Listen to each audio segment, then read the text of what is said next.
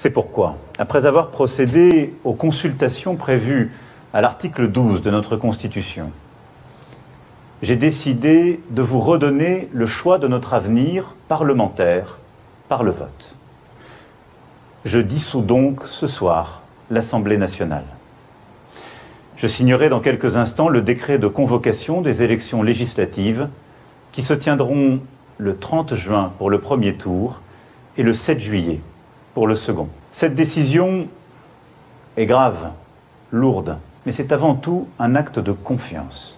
Alors, plusieurs choses à expliquer dans cette annonce d'une dissolution de l'Assemblée nationale par le président. À mon sens, Emmanuel Macron s'attendait à une lourde défaite de son parti et les sondages ne se sont pas trompés. Donc cette annonce était déjà réfléchie depuis un certain temps. En relançant les élections législatives les 30 juin et 7 juillet pour le second tour, il risque d'avoir un taux d'abstention un peu plus important que la dernière fois parce qu'il y aura des départs en vacances même si on peut donner procuration en cas d'absence pendant une élection. En plus de cela, Emmanuel Macron laisse seulement 3 semaines aux partis politiques pour se préparer et former des alliances possibles comme l'a fait la NUPES en 2022. Avec cette dissolution, on transfère le bilan désastreux de la Macronie aux députés du ERN et ensuite on présente la Macronie comme le sauveur de la France en 2027 contre l'extrême droite.